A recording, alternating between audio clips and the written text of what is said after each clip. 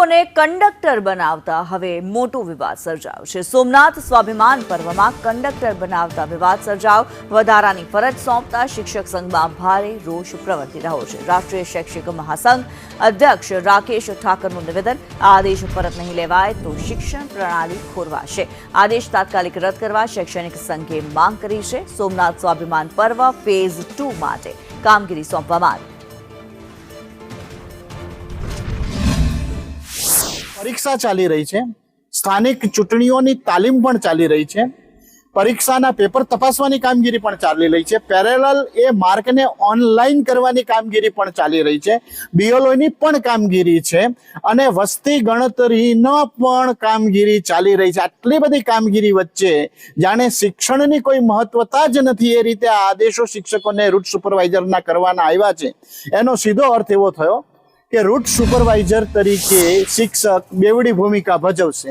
જે યાત્રિકો આવશે એમનું સાચવણી કરવાની, એમને પાણી મળ્યું છે કે નહીં એની દેખરેખ રાખવાની, એમને યોગ્ય જગ્યાએ પહોંચ્યા છે કે વ્યવસ્થા થઈ છે કે નહીં એ જોવાનું, બસમાં જગ્યા મળી છે કે નહીં એ જોવાનું।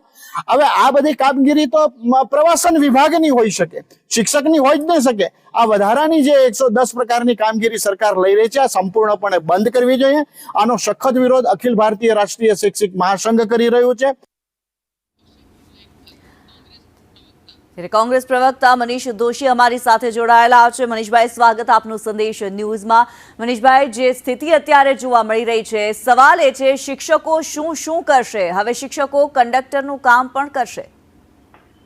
घणी गंभीर अने चिंतानो विषय छे। संदेशनी स्क्रीन उपરના જે દ્રશ્યો છે અને જે વિગતો આપણી સામે આપણે શિક્ષણની અધોગતિ કરવાનું નક્કી કરીને બેઠા હોય ભાજપાના ભ્રષ્ટ શાસકોના પાપે ગુજરાત શિક્ષણમાં સતત પાછળ ધકેલાય। આ હું નથી કહેતો કોંગ્રેસના પ્રવક્તા તરીકે, પણ ભારત સરકારનો અહેવાલ કે છે, યુનિસેફનો અહેવાલ કે છે, અસર એન્યુઅલ સ્ટેટસ એજ્યુકેશન રિપોર્ટ કે છે, નીતિ આયોગ કે છે કે ગુજરાત શિક્ષણમાં સતત પાછળ ધકેલાતું જાય।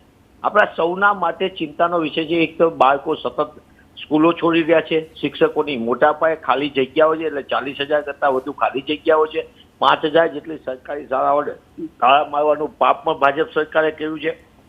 અને આ બધાની વચ્ચે શિક્ષકોને જ્યારે સામે પરીક્ષા છે, એક તરફ ચૂંટણીની કામગીરી, એની પહેલા એસઆઈઆરની કામગીરી હતી અને હવે શિક્ષકોને થોડાક સમય પછી તરત જ વસ્તી ગણતરીની કામગીરી, એ રાષ્ટ્રીય કામગીરી છે, આપણે સમજી શકીએ, પણ તમે એને કંડક્ટર બનાવો બસની અંદર। એટલે આ જે કામ પ્રવાસન વિભાગે કહ્યું છે, પ્રવાસન વિભાગે શું ભ્રષ્ટાચારના ટેન્ડરો જ બહાર પાડવાના, મિલકતો વેચવાનું, એ જ કામ જ એને કરવાનું? શિક્ષકોના સન્માન ઉપર ઘા છે। આ માત્ર શિક્ષણની અધોગતિ પૂરતું નથી, પણ શિક્ષકોના સમાન ઉપર આઘાતજનક પગલું કહેવાય।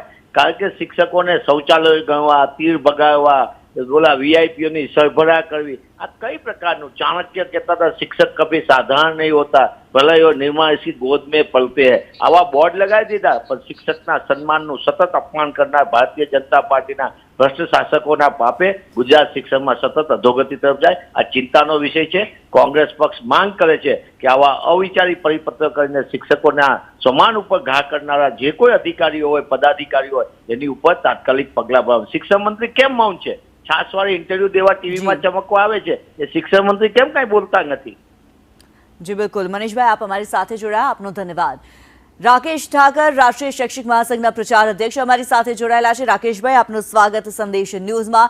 राकेश भाई, जे प्रमाणे शिक्षकोने हवे रूट सुपरवाइजरना सारा शब्द साथेनी जे जवाबदारी सोंपवामां आवी छे, आपनुं शुं कहेवुं छे? अखिल भारतीय राष्ट्रीय शैक्षिक महासंघ आनो प्रचंड रीते विरोध करे छे।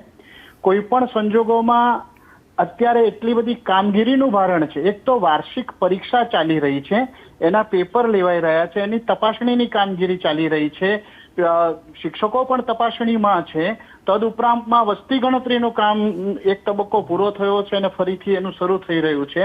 એ સિવાય પણ બીએલઓની કામગીરી સતત ચાલુ જ છે। તદુપરાંતમાં ચૂંટણી જે આવી રહી છે એની કામગીરી ચાલુ છે। આટલી જગ્યાએ તો શિક્ષક લડી રહ્યો છે અને રાષ્ટ્રહિતની કામગીરી હોય તો શિક્ષકે કરવી, આવું કરેલું છે। આ તો યાત્રિકો આવી રહ્યા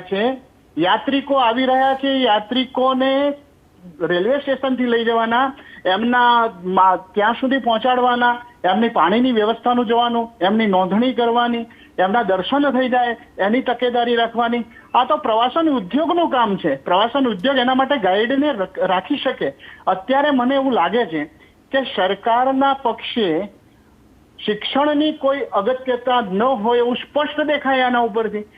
એનું પ્રાયોરિટીઝ જે છે, શિક્ષણ સારું હોવું જોઈએ, સમાજથી શિક્ષણથી સમાજનું ઘડતર થવું જોઈએ, એ માંગ ને પ્રાયોરિટીમાં લેવી જોઈએ. એની જગ્યાએ શિક્ષણ જાણે એક બાજુ હડસેલાઈ ગયું હોય એવું ફિલિંગ થાય છે.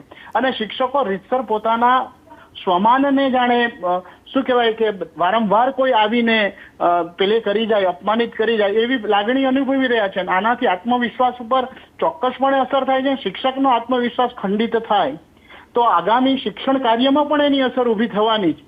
એટલે જો આ પત્ર પાછો નહીં ખેંચાય અથવા તો આદેશ રદ નથી કરતા એવી સંજોગોમાં શિક્ષક સંગઠન તરીકે અખિલ ભારતીય રાષ્ટ્રીય શૈક્ષિક મહાસંઘ ઉચ્ચ શીર્ષક નેતાગીરી જે નક્કી કરશે એ ચોક્કસપણે અમે એનો અમલીકરણ કરીશું.